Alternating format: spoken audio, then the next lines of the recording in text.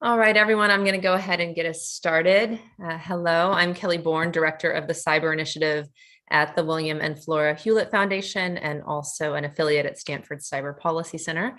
And I'm glad to be hosting this conversation today on the quantum age. And I'm especially glad to be joined by two great panelists. First, we have Chris Hofnagel, who is the new faculty director at Berkeley's Center for Long-Term Cybersecurity. Chris teaches cybersecurity programming for lawyers and torts at Berkeley Law. He's an affiliated faculty member with the Simons Institute for the Theory of Computing, a professor of practice in the School of Information at Berkeley. And he is also the author of a new and highly relevant book here, Law and Policy for the Quantum Age. And we're joined also by Zahra Takshid, who is assistant professor of law at the University of Denver. Before moving to Denver, she was a fellow at Harvard Law School, where she taught common law and privacy torts. Zahra is a faculty associate at Harvard's Berkman Klein Center for Internet and Society. And in 2021, she was selected as the Quantum Fellow at the Center for Quantum Networks at the University of Arizona in partnership with Yale Law School's Information Society Project. So really glad to have both of you here with us today.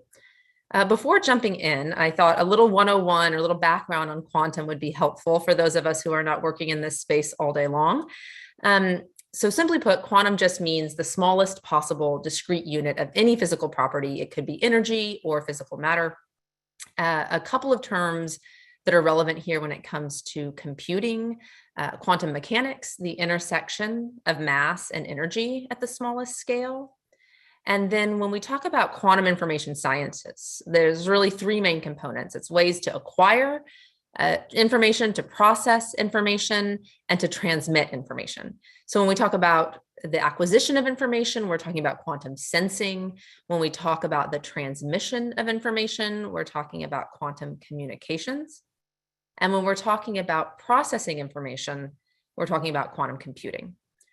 So why do we care, and why do we want to host this webinar today? I think there are a lot of hopes and aspirations and concerns when it comes to quantum computing. First, there's a view that it's going to be much faster than what we're currently working with, that quantum computers could perform calculations in a few seconds that would take today's supercomputers decades, if not millennia, to solve. There's also the hope of being able to analyze huge amounts of data much faster, something I think could be helpful, but also really concerning, given the huge amounts of data that tech companies have been collecting about all of us. And there's also the hope that it will really revolutionize artificial intelligence and take it a big step forward, that quantum computers could basically take tasks like data evaluation or forecasting and make them much more reliable than they currently are. So there are lots of applications being discussed when it comes to data analytics. NASA is looking at using quantum computing for analyzing huge amounts of data about the universe. When it comes to forecasting, there's been a lot of talk about even things like the weather, given that 30% of US GDP is affected by weather in some way or another. There are a lot of forecasting applications here. A lot of talk about post-quantum encryption, that even as quantum would break RSA encryption that we're currently using, it could also offer a much more sophisticated means of encryption that would be harder to break. And then, of course, there are applications in medical research, molecular modeling, particle physics, self-driving cars, many different domains. I think one thing that's probably important to keep in mind is that many talk about quantum computers not necessarily replacing classical computers, which would still be better at some tasks like email or spreadsheets, but actually helping us to solve new and different problems that we aren't currently able to solve.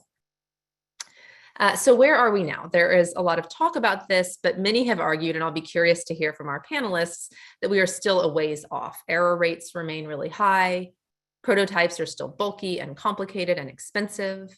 But there has been progress. We're already there in some respects with quantum sensing, with MRIs, for example. And then in 2015, Google announced that it had a quantum computer 100 million times faster than any classical computer in its lab.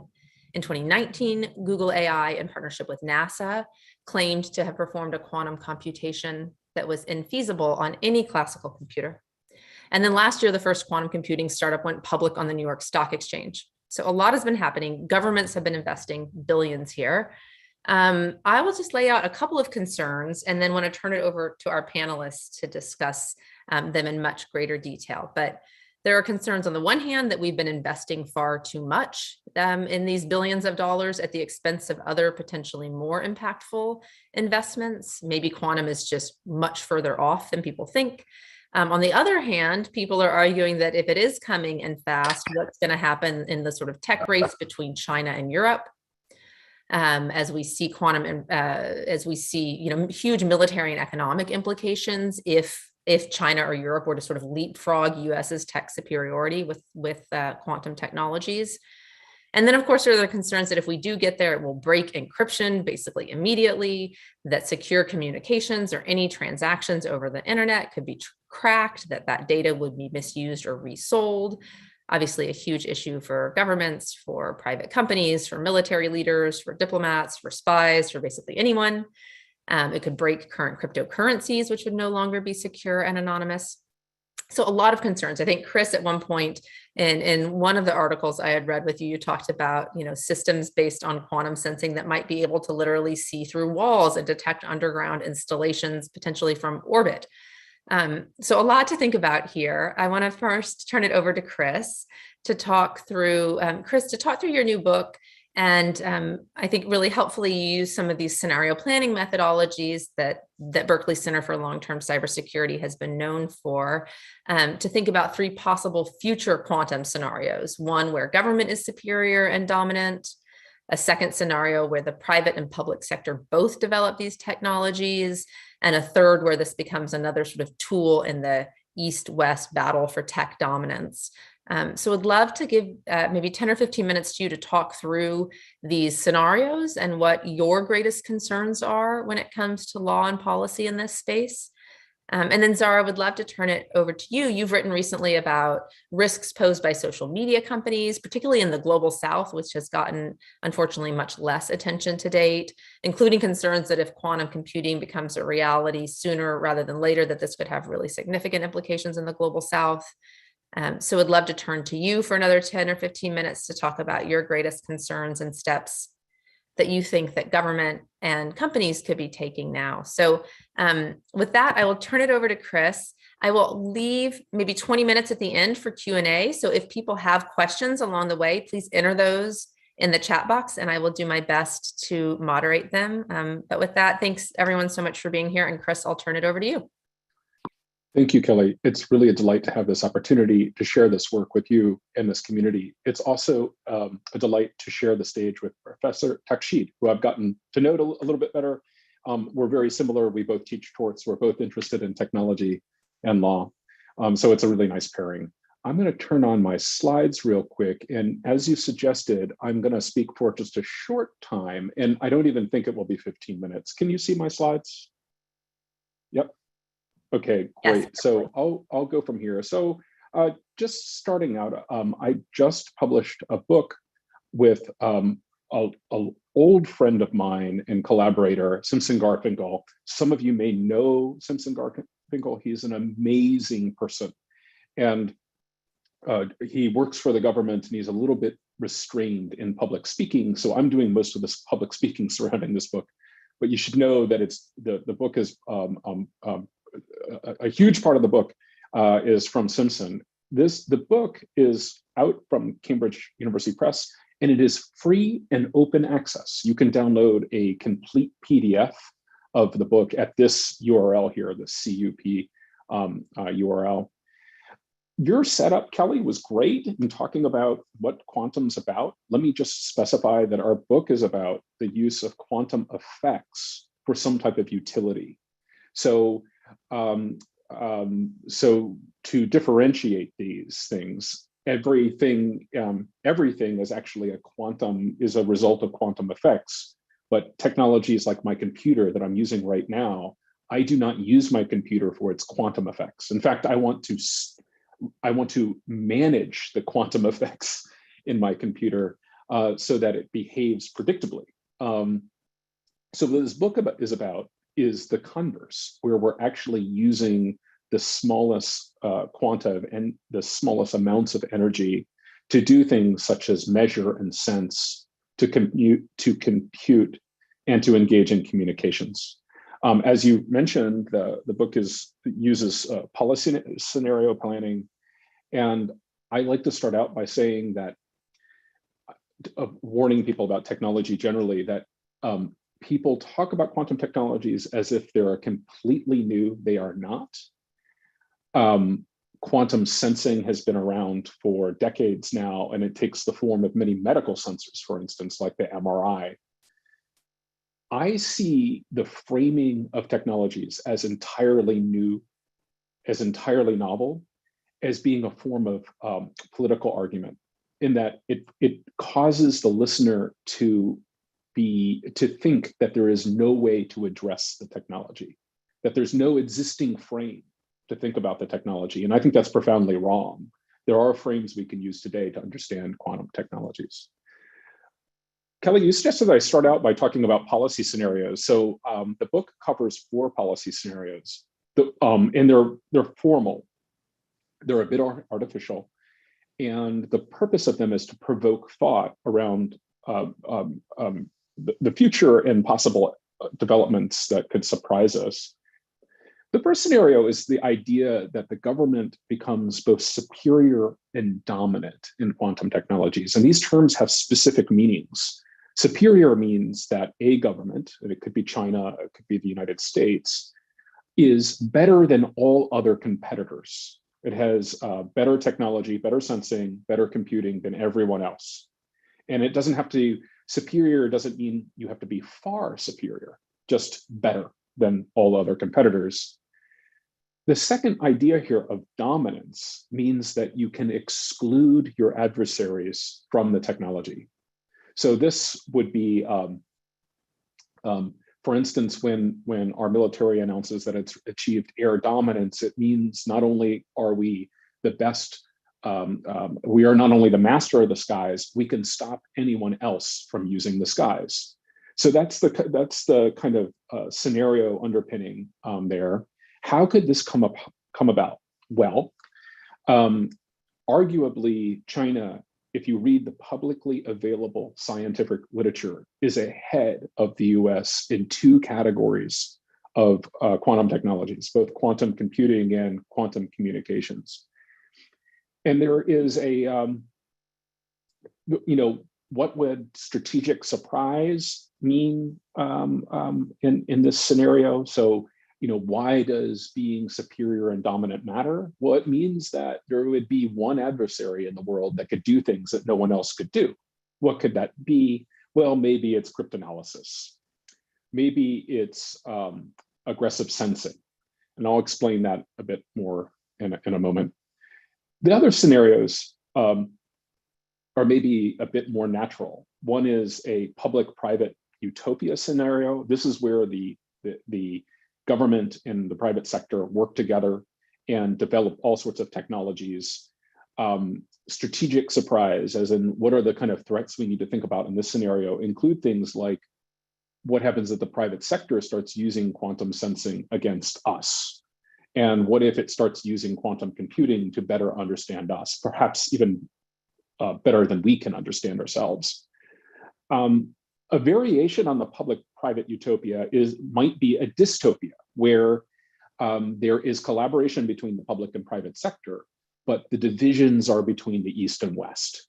And we seem to be in this category right now with both President Trump and President Biden surrounding technology control and export controls concerning China. And then finally, the last scenario we discuss is a quantum winter. And this is one where quantum computing just does not pan out in the next 10 years and funding dries up. We assess the quantum winter scenario to be probable. No one likes this. And so I can talk about that more. I just have 2 more slides, and then I'm really interested in hearing from Zara. One big takeaway from our book is that quantum sensing is the most important quantum technology. It's most likely to be the most important quantum technology because sensing is more mature, because you can build sensors from commercially available electronics, and because there are new capabilities that come from quantum sensing that are really important. And these capabilities are going to be very interesting to both militaries and to intelligence agencies, and they are going to be massive funders for these technologies. So what am I talking about? Well, you've probably read in the publicly available literature that there are applications of quantum sensing to detect stealth aircraft. There is some controversy about whether or not this would work. Some literature suggests it will, some of it doesn't. But what's important to know about it is that if it does work, the sensing is stealthy itself, meaning that you could put a quantum sensor array somewhere out there, somewhere out there in the public, and an adversary aircraft would not detect it. So that has profound implications for jamming, for stealth, and so on. What I think is actually more likely, and that we need to be paying more attention to, is the development of sonar, quantum sonar, and for a couple of reasons. One is it looks like it's more likely to work. There's some very interesting demonstrations of it, including by Chinese researchers. And the second reason is that if an adversary can detect submarines, that has strategic consequences that need to be thought through. Let me just mention one other reason why militaries are so interested in quantum sensing. Particular adversaries have developed fantastic electronic warfare capabilities. And it goes beyond GPS jamming, all sorts of very interesting technologies that can be used to flummox our hardware. So one of the most compelling uses of quantum sensing is to create jamming resistant positioning, navigation, and timing devices. And if you go out there and read the solicitations from the government for technology building, it's pretty clear that companies are competing to make a quantum GPS device. And this would be a device that wouldn't depend on GPS. It would be entirely contained, like an inertial guidance system. And they want these things to be about the size of my fist. So that's obvious what's going on there. That's a device that's supposed to go into a missile. This is what you can see in the publicly available literature. So I think sensing is very important. And I'll just close with this controversial point. I have an essay, it's just about to come out in Lawfare, about with Simpson, about cryptanalysis. And we work through the specific reasons why we think quantum cryptanalysis is kind of a boogeyman. And it relates both to the capabilities of quantum computers, where we think these computers will be 1 year from now, 5 years from now, and 10 years from now, but also the practical reality of what it means to intercept encrypted communications and then to attack it. It is far harder than people give credit.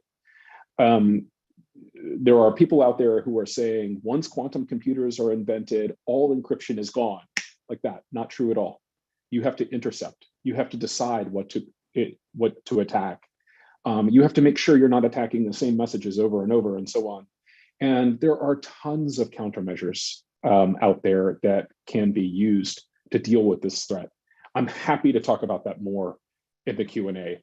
And I'll be quiet at this point, and because I want to hear from Professor Taksheed. And let's see. Sorry, I gotta find my controls. There we go. Chris, thank you so much. That was really great. And the book also, I think, it's extremely accessible. I was very pleased in picking it up that it was as readable as it was. It was really a great book. Thank you. We've gotten a couple questions, and people, please feel free to keep adding them, about resources that you would recommend for people who are wanting to stay on top of advances in this field. So if you want to throw a couple of those into the chat, that would be great. And then meanwhile, Zara, I would love to turn it over to you. Thank you, Kelly. I also like to first of all say hi to everybody online that are listening to us and say how much grateful I am for this invitation and to Professor Pringle for allowing me to be part of this wonderful conversation and the Stanford Center for, the Cybersecurity Center at Stanford. So I teach at Denver, in addition to torts, as Professor Pringle mentioned, I also teach a course called Emerging Technologies. And I think some of the issues that I'm about to share with my audience will help those who might feel a little bit lost. And I think it would be a good way of starting and realizing how we want to think about quantum technology. So first of all, I think it would be nice to understand what are some of the challenges when we're talking about quantum technologies and why we have these challenges. The main issue here is that this is an emerging technology. We don't really know a lot about it, and although we've had a good history of it, but it's part of an area that you may say has the consequences of other emerging technologies. And there's this great article online that puts this chart about like what are some of the challenges of emerging technologies. So the first one is uncertainty, that you may also feel as you're listening to these lectures that because of the fact that some of these technologies are unknown and they're not predictable, it's really hard to be able to regulate them. The other thing is network effect. Emerging tech, ET here is emerging technology. The value of an emerging technology increases by increasing the number of people who use it. The cost of it are typically for emerging technologies are very high. They are all very expensive. They're not readily available for everyone. Their impact are usually unknown. So both social and ethical impacts associated with emerging technologies. Some of them are known, but there are always many aspects of it that remain unknown. And also that they are, because of some of the reasons that we just mentioned, like how expensive they are, they're also limited. They're limited to the country that creates it. So emerging technology is usually available for use in a particular context in a country that creates it. Although with quantum computing, we've seen how countries are now sometimes collaborating with each other, but still very, very limited. And lastly, that they're not fully investigated. So generally speaking, emerging technologies, we see mostly here about like white papers, technical reports, and we don't have as much resources as we would want. Of course, now that we have the wonderful book of Professor Pringle, this is a good resource, but comparing to, for example, other technologies that we have, let's say, the internet itself, it's not comparable about the amount of resources that are available for studying those technologies compared to quantum technologies. So quantum technologies are part of these emerging technologies. So other examples can be that are maybe more advanced, but still in that category, like augmented reality that we hear a lot, like how it will impact with the talk of the metaverse that we have, or even AI, because a lot of the ways that AI is being used still remains really unknown. And I think like quantum technologies is one of the most important issues in the emerging field of technologies, as they are the most unknown. And there's this, Professor Raymer really put it well, that there's usually a 30-year lag between when you have a fundamental physics discovery and when you actually find out what are their applications and how we can use them. So we are now after that 30 years. So we have finally got to a place where the reason that we are having these talks is because we are seeing here and there examples of how quantum technologies are now being used, as Professor Nagel also mentioned some of their application in his presentation that we are already seeing. But again, a lot of it is still unknown. And I'm gonna, it's good to know that, the book also mentioned that there are 3 pillars for quantum technologies. The first one, computing, and then second one, communication, and then quantum sensing. So I want to mention some of the aspects of the quantum communication,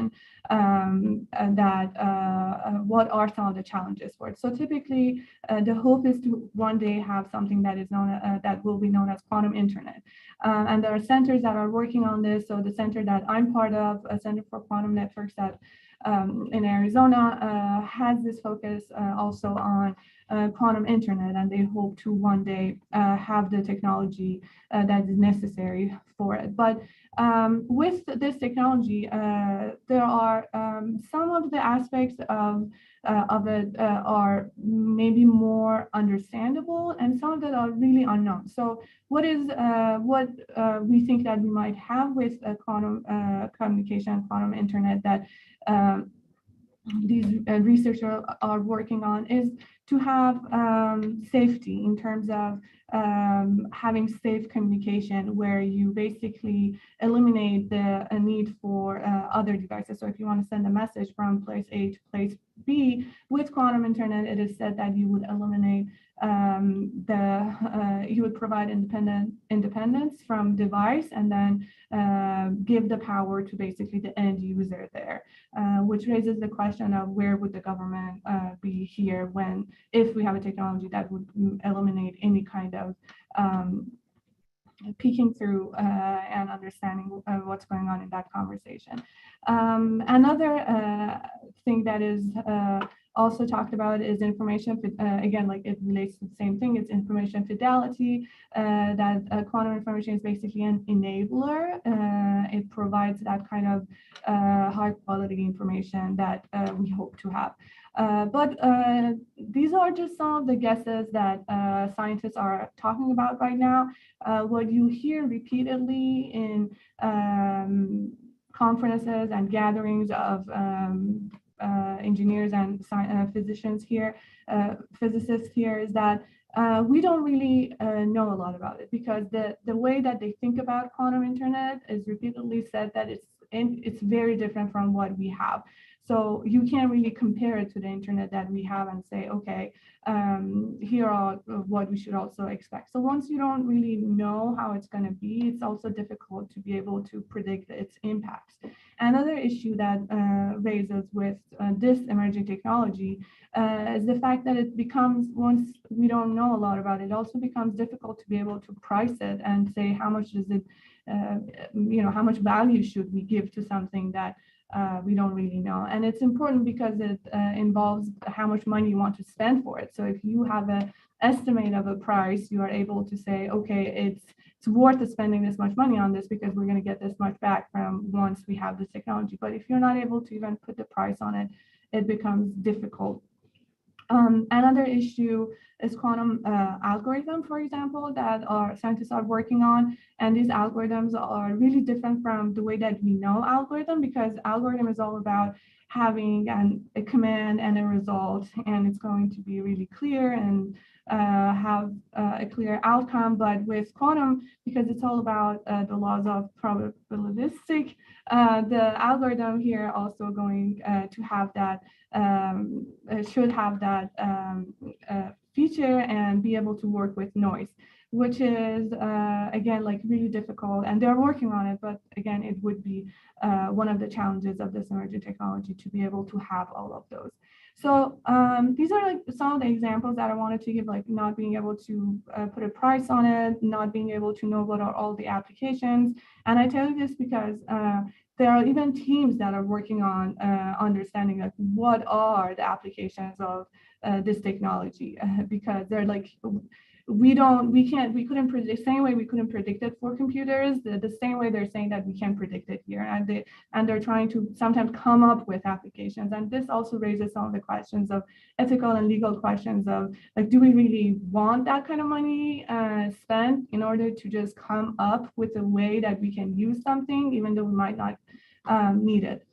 So this is a picture of the California fires that I wanted to point out how just to be able to show the impact of these technologies. And for those who think that this is like very national or local and it won't have an impact, I think with just the same way that we have those who deny climate change, I live here in Denver right now, and Denver had its worst air quality just a while ago because of California fires. So it's just an example of really illustrating of how much we are all connected to one another, and how much something that happens in one space can have an impact. And if we're talking about a technology like quantum, with all the promises that it's telling us we should expect, the impact of it will also be obviously global.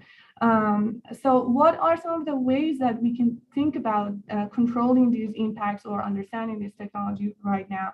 I thought it would be interesting to to mention how in 2019 we had this business roundtable group that came out and said, okay, instead of we've always said that we value and prioritize our shareholders, let's try to see if we can also bring in all stakeholders. So not only shareholders, but everyone to be part of the mission of the company that and what a company is trying to achieve. So if we bring in that understanding of all the stakeholders, it might help us to be able to a little bit think more broadly when we're thinking about quantum technologies, because it's important to know that while a lot of this is at high-level educational centers that are connected with university, whether it's University of Arizona, Harvard, Howard, MIT, Berkeley, they all have centers, they're all involved. But even at these centers, you have industry players that are already pouring a lot of money into these centers to be part of them. And each are focusing on one aspect. You have IBM on one thing and Cisco on something else. So you do have industry players in this area, and it does impact how they think about shareholders versus a stakeholder. So just to keep that in mind of when we're thinking about the impact. But here is Professor Meyer's picture, and he recently did a food course on quantum physics for everyone that's available online. And this was supported by a center at Harvard University that paid for this course. So what are some of the things that educators and policymakers can do right now? One of them is having these kind of courses that allow for science to be shared more broadly, to be able to have open access education. So Professor Hufnagel's book is also, if I'm not mistaken, it's an open access book. So you can also read it, have access to it online. So these are really important because we are talking about limited resources and a lot of interest in this technology. So another aspect would be like coming up, I hear that a lot of universities are now creating journals that are specific to quantum technologies to be able to understand various aspects of it. This is also a great initiative. At a point where we're not able to maybe regulate something that doesn't really already exist. Studying it is the first step into being able to understand it. And part of that studying, so an example would be online courses, journals, online books. Another thing that I apply, and I'm like a quantum fellow at the Center for Quantum Networks, is having centers that also have a branch of studying societal impacts. This is really important to have policymakers, lawyers, and educators in the room who are not necessarily engineers, who basically learn from having that participation from the beginning, rather than once it's all there and once we all have the technology, okay, now what do you think? And I think being part of the whole process is really helpful for those who are in the humanities to be able to understand this. And another challenge of this is the expense with the tech that is necessary for quantum technologies. One way would be to focus also on localizing tech. Of course, this is expensive and it would need more international institutions to be part of it. And lastly, again, just remembering that although these are all going to help a lot of companies and industry sector make money, we should think about all the stakeholders and all the individuals who will be using this tech maybe 10 years from now, if ever. And with that, I stop my screen sharing, and I'm happy to learn more from the Q&A discussion. Zara, thank you so much. So we have a number of questions, and please feel free, those who have joined us, to keep adding them. I wanted to take moderator's prerogative and start with just a couple of my own, and then there are some more detailed questions from folks about secure key exchanges and quantum cipher suites and things like that, that if we can think of a high enough level at which to answer those, I would love to get to also. But first, I have a sort of a whether question for you guys, and a why and a what question. So whether we're going to get there or not. And Chris, you had mentioned at one point that you thought we may be entering a sort of quantum winter, as we did with AI, several decades ago. There was a question from the audience about why you think that might be the case. Does the US, what is the reason that the US also might be lagging behind China? And you had mentioned a couple of domains in which we were. So would love to hear from both of you whether you think, we're far out or not. And then my why question is just, why should we be concerned? And Chris, you talked about some weapons technologies that struck me as, and GPS technologies that struck us as problematic. But would love to hear your sort of nightmare scenario here. What is it that you are most concerned about with these technologies? And then just what we should be doing about it. What should policymakers? I think, Zara, you had a pretty helpful answer to that of, we don't have the technology yet, ergo it's hard to regulate it, but that studying potential implications would be helpful. So I'd love to hear your thoughts on that, and then I will start organizing some of these other questions that are coming in. There was a lot there, Kelly. If you want to think about the strategic surprise from sensing, it's not just submarines or stealth aircraft. The kind of nightmare scenario would be one where an adversary could, using a satellite, map out an adversary's entire critical infrastructure and then make it public, right? And you could even see that being like a Julian Assange, I just want the people to know thing. And you could, at the same time, undermine the security of another nation in terrible ways. The other side of that, however, is that there are always countermeasures. All technologies have countermeasures. So what are those? We need to be doing research into that, and obviously that's happening. There's a lot going on in the whole anti-satellite space, as an example, and that's I'll just leave it there. Why are we behind? As a longtime principal investigator at Berkeley, this is what I would say.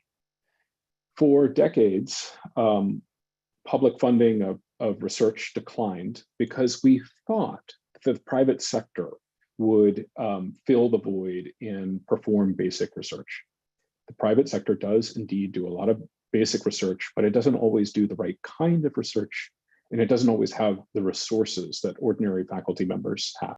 In addition to the decline in fundraising, and this is in funding of research, and this is in basically every field. The pay lines are way lower than they used to be, meaning that you spend more and more of your time applying for money and being rejected, and then when you get that money, it's more regulated than ever. So. And it's not just the sense of like paperwork, it's also the sense that the US government actually charged scientists in the US with misuse of research funds because they did this and that with China. And all of those almost all of those cases dried up, and almost all of those people succeeded in their cases. But now I think about when I fill out a form about how many hours I'm spending on a project, in the back of my mind is this going to be used to charge me criminally? And if I go give a talk in China or whatever, some other nation, is it going to be seen as some type of threat against the nation? So these different trends have been weighing against our muscularity in the field. And I'll just tell you at Berkeley, look around, you don't have to look so hard to see that many faculty members are running their own companies. And what is that about? You might say, oh, well, they just want to get rich. No. They want to move as quickly as they can. And they can raise lots of money. They can hire their best postdocs or their best graduate students, and they can assemble incredible teams without all the red tape that you see from government money. And so one of the things that you see in quantum technologies, and I'll just stop here, is that there are some companies that are actively avoiding money from the government because they don't want to deal with the strings that come from that. And because there are venture capitalists that are willing to pump 7, 8, and 9 figure amounts, 7 and 8 figure amounts into the field.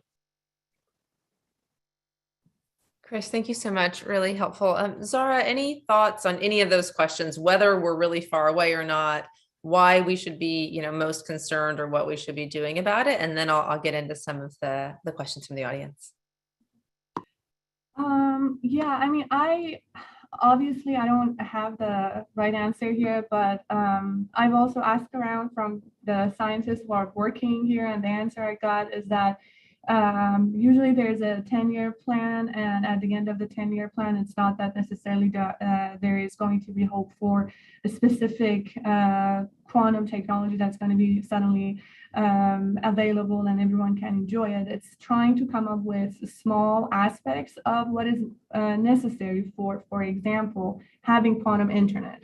So the industry and the centers are working on those small parts, and they hope that maybe in 10 years, they are readily available for industry to come in, and the industry sector now come up with their applications and use them in the way that they think is best for it to be used. So that's all I can say at this point about like whether we will have it or not. But that's like the plan that usually these centers have. But another thing that I wanted to add is again, let's say that these 10 years plan work, and then you have those small important tech development that are necessary to unveil like quantum internet or start using them at larger scales by industries. It's also important to think about how this would impact the rest of the world, who, especially those with developing economy, who don't necessarily have the same resources and who have been relying on these foreign companies for a lot of their communications. And you have these companies that are enriched with data. I don't know if we can have any conversation without bringing in Meta, or formerly known as Facebook. So here I'm going to do it for you. So for example, you have Meta that is offering a lot of internet services in Africa. So it's just important to realize that if people are using those services, it's out of necessity. So you have these countries that their citizens are using these available technologies, and a company that is collecting a lot of data. And these data, once we have, for example, the quantum internet, will be like gold. So it's really troubling for me to think about what might happen when we have these big tech companies with the data of these developing countries at hand, and you have a technology that is so out of reach of for a lot of these companies that are still at early stages in terms of their financial resources. Thank you, Zara. Thank you both. So I'm now going to jump into some questions from the audience. And just so you know, we continue to get questions about resources, free resources, learning materials. And so for those who are entering those questions, I think, Chris, you already provided a few links and resources there.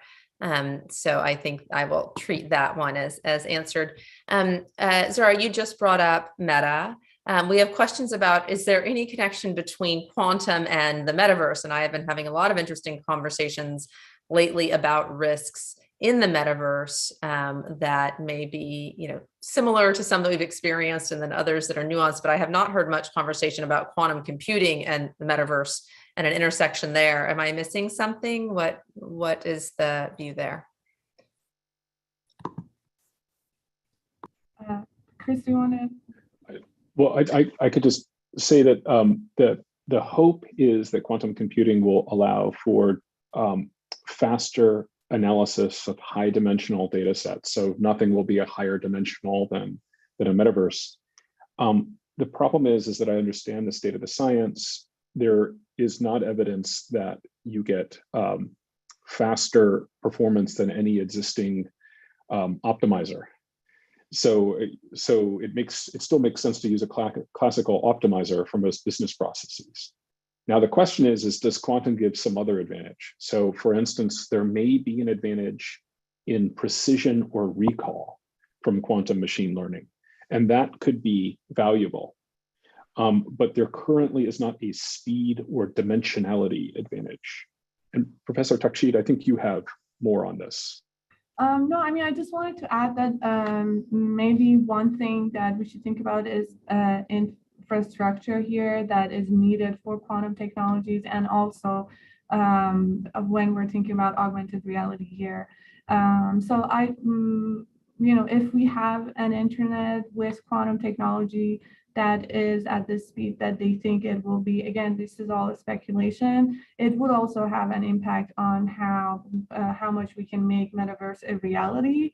And in that case, for example, what happens to the borders of countries, how can you jump from one space to the other? And a lot of, I think, national security issues might be associated with it. Maybe not, in and of itself, I can think of how quantum technology itself will have an impact and be in relationship to it, other than data that I just mentioned, and maybe just the speed that may allow a lot of the ambitions to become a reality. Great, thank you both. We're getting a few questions now sort of related to the intersection with the metaverse or augmented reality, questions about the intersection of quantum and other technologies. So quantum and crypto, quantum and nuclear. Maybe there are others that the audience hasn't asked yet that you think there are implications for, but would love just a quick breakdown of how does quantum intersect some of these other things that we care about.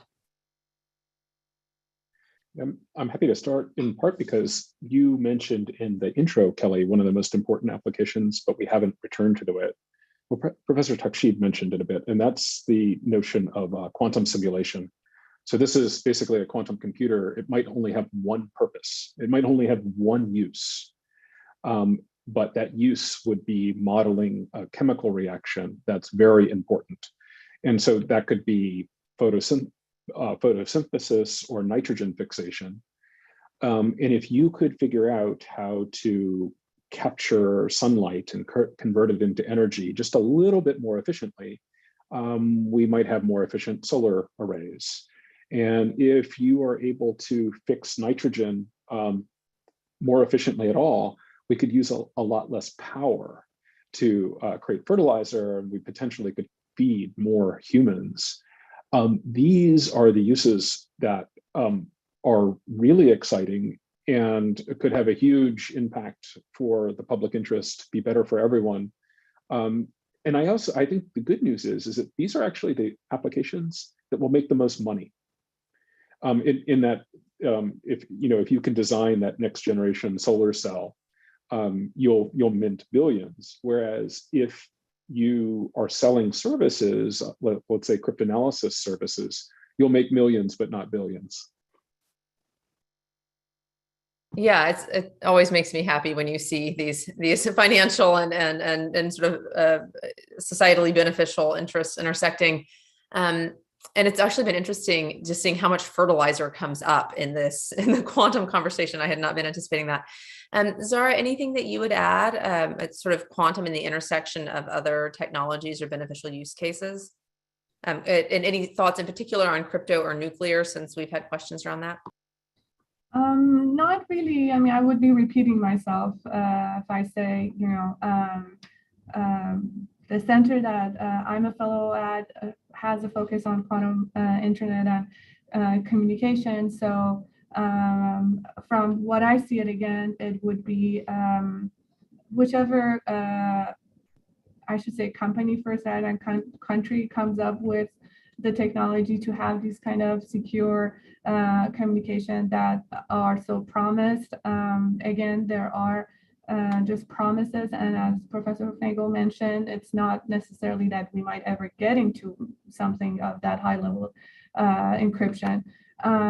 It would be very, very powerful, and it would eliminate also the government oversight, in my opinion, in some aspects, when even the government itself may not have access to it. So that's why you also see rich governments already investing to be part of it rather than to just watch what's going on, and private funders funding centers. You have governments that are heavily investing to be able to be the first.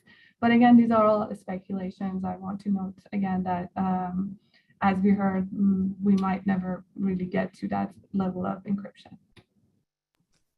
Thank you. And then I wanted to come back actually to a question in the Q&A that Chris, you answered, and I'm not sure that I share the same answer, and so thought that would be a fun conversation. We had one about what is the most ethical country or online space to store consumer data, given the potential ability of governments to have increasingly strong surveillance in the future. I'm not sure I think the United States is it. Chris, you argued that that might be the case. If I was going to place all of my personal data somewhere, I would rather have it in Europe, given GDPR, given what's going on with Schrems 2. There have been really interesting conversations about data sovereignty in places where I wouldn't want my data to be stored. And so would be curious why you think the United States is one of the more ethical countries when it comes to surveillance technologies and online data. I think a lot of our frame for thinking about intelligence communities comes from the Snowden documents. And in a way, it has obscured threats from Russia and China and nations that both can and want to spy on Americans and actually have the ability to. We have it, even as Americans, we have to think about foreign intelligence agencies after our data sets, particularly if we're running businesses.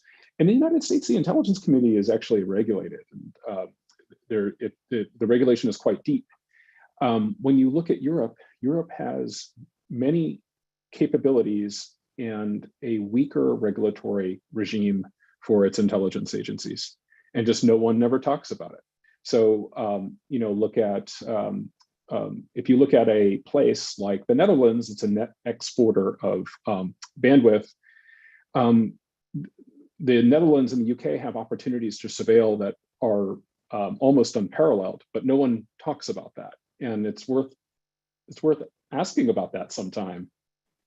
Yeah, thank you. It's an important distinction of who we are more concerned about when we talk about surveillance technologies and whether it's the government or private companies. I think you would have maybe different answers as to which countries are more concerning. Thank you.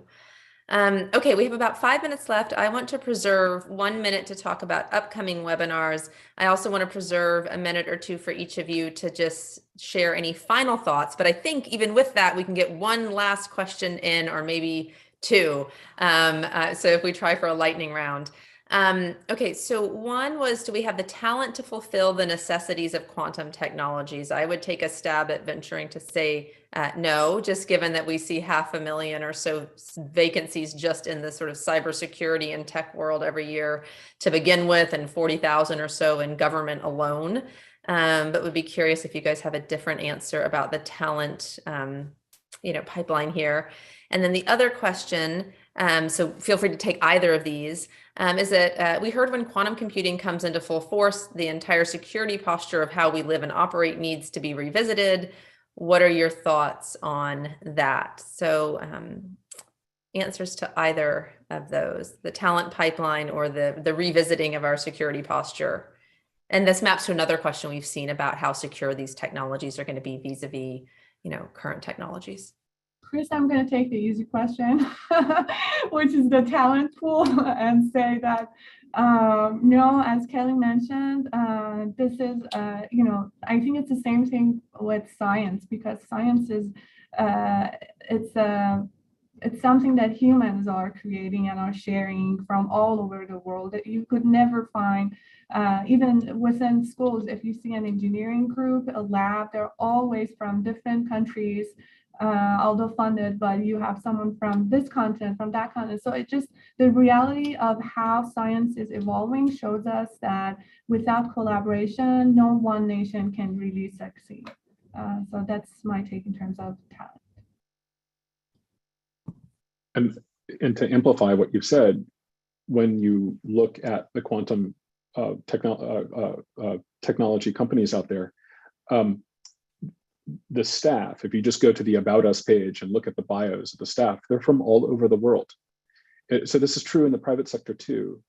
We need to think carefully about our immigration policy and whether we're creating the right incentives, whether we are scaring away applicants who could, go to Canada or Germany and work for quantum technology companies and have a very high quality of life. We ought to be thinking about how much training we do in the United States of foreign students who we send away, we send home. So I think we should be stapling green cards to our PhDs. I like that idea. Okay, we have 2 minutes left. I can't resist one question that I really liked because I'm curious too. Folks would like to see the URLs for slides today if you guys have those. That was not the one that I was super curious about. It was the energy source here. I mean, just looking at crypto and it taking as much energy as like Indonesia to run. How are we going to fuel this? And then any final thoughts from you guys? And is it as energy intensive as some of these other technologies? And then any final thoughts from you guys, and then I'll take a minute just to talk about upcoming webinars. Okay, so we don't know the energy landscape yet. And there are some quantum computing companies that are advertising that they have, that they use very low power. Currently, most of the power a problem would come from cooling, not from actually operating the device. There are also devices that are based on photonics, presumably they might need cooling, but they don't need like outer space level cooling. So presumably a device like that you could plug into the wall. Yeah, thank you. I've heard much cooler requirements here than we have with other computers. Sorry, Zara, go ahead. No, I mean, I just wanted to add that with any technology, there is an environmental impact, and I really would recommend Kate Crawford's Atlas of AI that takes a bite at this and talks about how, when we say cloud, we think this is something up in the air that doesn't exist, but it's all about mining lithium, and a lot of it is underground and touching the soil that we get to the point where we are today. So just with any technology, quantum technologies will also have a lot of environmental impact that we should keep in mind. Yes, my most unhappy one was from Ron Diebert's book that just one Google search takes as much energy as making a cup of tea in an electric kettle. So the idea that these things are environmentally costless is needing to be debunked. Okay, thank you everyone so much. I know we're at time. I'm going to move quickly to next steps. But really thank you, Chris and Zara, for a fascinating conversation. We have these webinars happening every Tuesday at the same time. You can see what's coming up here. And I think the next one that I will be doing is with Aman on the Center for Internet and Society, and that's going to be on regulating cryptocurrencies. So hope to see you all at one or any of these in the future. And thank you again so much for a great conversation. Take care, everyone.